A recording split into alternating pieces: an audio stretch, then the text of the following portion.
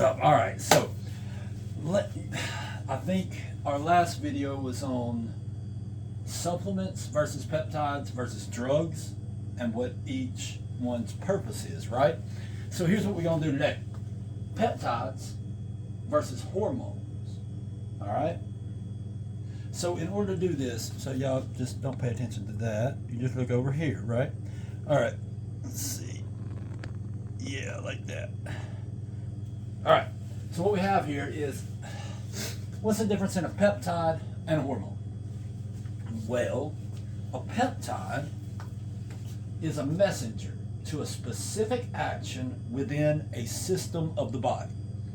You got a lot of systems in the body. You got, muscular system, skeletal system, on and on and on. Cardiovascular, the whole 9 yards.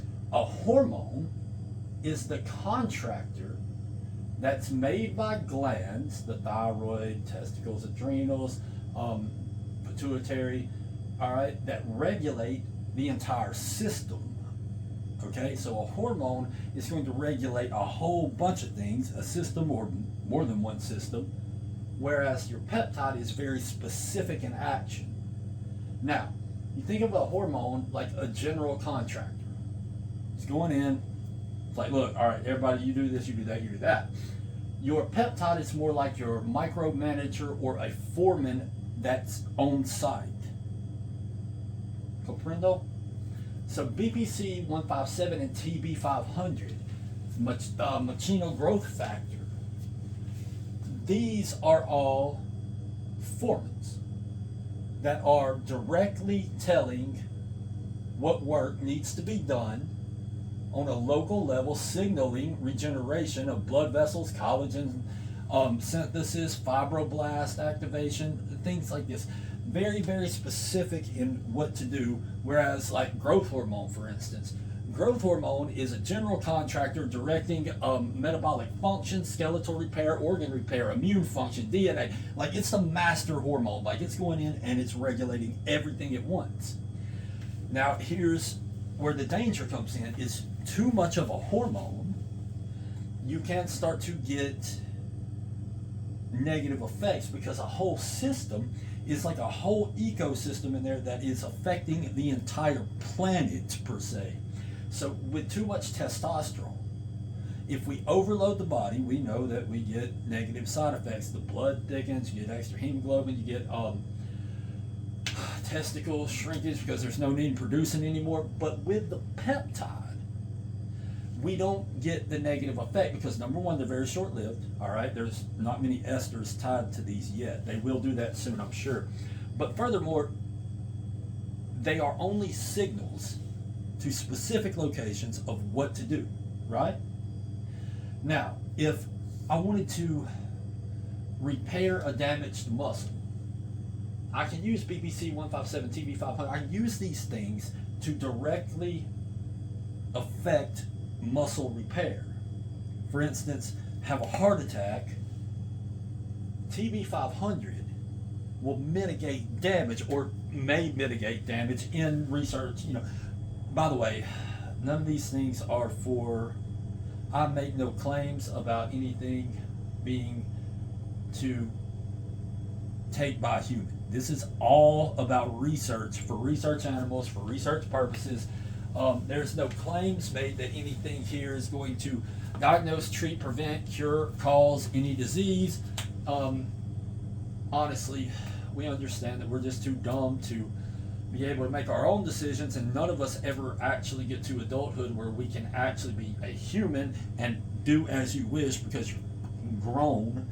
But we all must be advised by a medical professional who went to lots of school because the government says so, and they're God and we're not. So thank you for that. The government who employs the medical profession that kills 210,000 of us a year, and y'all don't even do shit. Thank you for that. Really, that all my friends and family that have been killed by y'all, and you're so benevolent in your actions over the people. Like, and it's for our good, and we know that. Shut up. Anyway, sorry. Sometimes it's just a little bit much to actually understand that they could do well and they don't.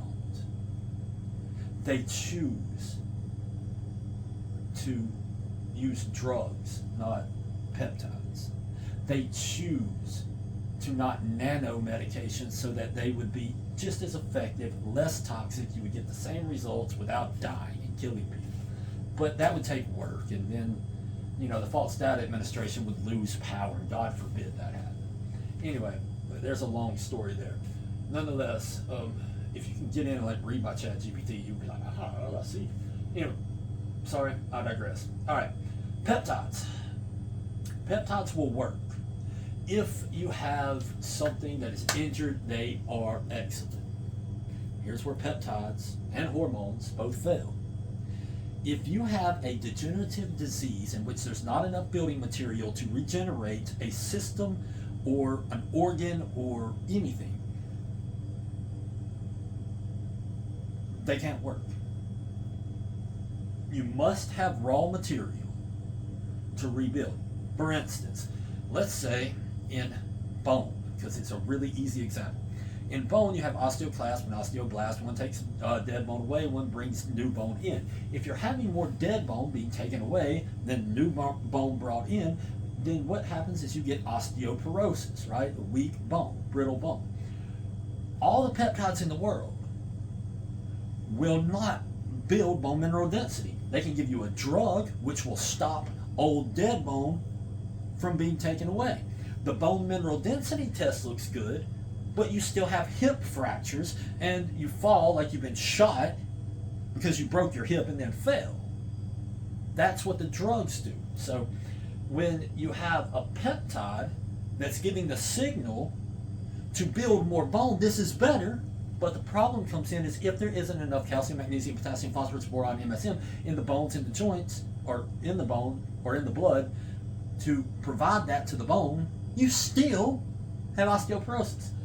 But when there's adequate raw material, right, then the peptides will send the signals to make it happen without needing the drug. Growth hormone being another hormone that will actually do the same thing, but you don't have to go this route and hit every single one of these when you can just directly and locally hit this. Okay? So you can directly, locally, and safely use peptides where hormones may cause excess damage because of the systemic nature of them. Now, to make this even more simple, let me put it like this. A complete lack of vitamin C, scurvy, right? You get bleeding gums, and you eventually die. But what happens with a 20-year deficiency of vitamin C? We don't call it scurvy anymore. There's another name for it. It's called heart disease. Cracked and bleeding arterial walls that are patchworked by LDL cholesterol that builds up into a blockage so the blood can't flow because you either internally bleed to death from the cracked and bleeding arterial wall or you patch the hole up. Well, if you patch the hole up too much, then that becomes a blockage. But you're in a catch-22 anyway. And all that had to really be done is if you were provided for the last 20 years MSM, vitamin C, then you would have been fine and this wouldn't have happened. But now that we have these, if someone were to provide the research animal with MSM, vitamin C, and peptides, now you have the building materials along with the signal to do the job, or even that, well, then you might be able to reverse the number one killer in the world. Now, with that said, it's important to understand what a supplement or food is. The foundation, all structures are built, the foundation, all structures are built with materials. If you go without building materials, you get disorder that will turn into dis-ease, and all peptides and hormones in existence will still result in disaster. Yeah, I know. I thought it was cool. So here's what you have. Without building materials, everything crumbles. If I don't do the maintenance on the car, the damn thing breaks. the oil don't get changed, it will overheat, it will have a heart attack, it will die. But if we keep the oil changed, raw materials, right? And every now and then you mess with, the electrical system to make sure that the signals are going right, and you replace the wires and, the plugs and whatnot, then it lasts a lot longer. And then if you can every now and then, if it's a really older vehicle, you go in and you redo and repair, you make sure the hormones are right, the actual general contractor telling everybody what to do. And you don't have a 900-year-old driver that runs it into a tree. So this is going to be your master general contractor. I don't know a better way to put this than that. All right, so your peptide versus hormones, both are very useful. Now, maybe I can better serve you by bringing this to the forefront here. If I can find my dry erase marker, which is right there in the middle of those two, which is awesome. Let's see if I can. Yeah. All right, let's go with one of these bright colored ones right here. All right, so think about this. Let's just say that growth hormone just got wiped out of the entire world. No. All right. To understand how all this makes sense with supplements, I think our best route is to go like this. Okay, so you're going to go something like this. Think about it from the very beginning. What happens when the first two cells meet, sperm meets egg, right? You got a couple cells. Oh, that's perfect. I love it. Maybe this is not the time for me to, maybe that'll be the next video. How about this? Peptides versus hormones, contractors, blah, blah, blah. The supplements are the foundation, the raw material to rebuild. If you got all the material for your house laid around, but the house is not built, cool. That's all your food, all your supplements. Peptides are the signals. Phone call. Boys, get up. Time to go to work. Now that's your general contractor, right? Hey, I need everybody on the job on this date, on this time. I need you first, I need you second, right? And then, once you get there, you've got your foreman who goes, all right, we're going to start with the foundation, build it, and then you're going to put up da-da-da-da-da-da-da-da-da-da. This is always the foundation, so this can work. And then, if things go really bad, and you get a really crappy builder, or you get deterioration of the wall and you get termites in there, right? So you use drugs to go in and burn the termites out, but then you're still going to have to rely on your foundation, raw materials to rebuild after the fire so that everything works properly. I think that's the best way to lay this out. We could go through the whole process of elimination and degradation, the supply of nutrients and the whole process, but that's a whole video in itself. The main point that I was intending to make here was that each one of these serve a purpose, and these two work together so that we can end this and go to the next video, in which we will talk about what would you like?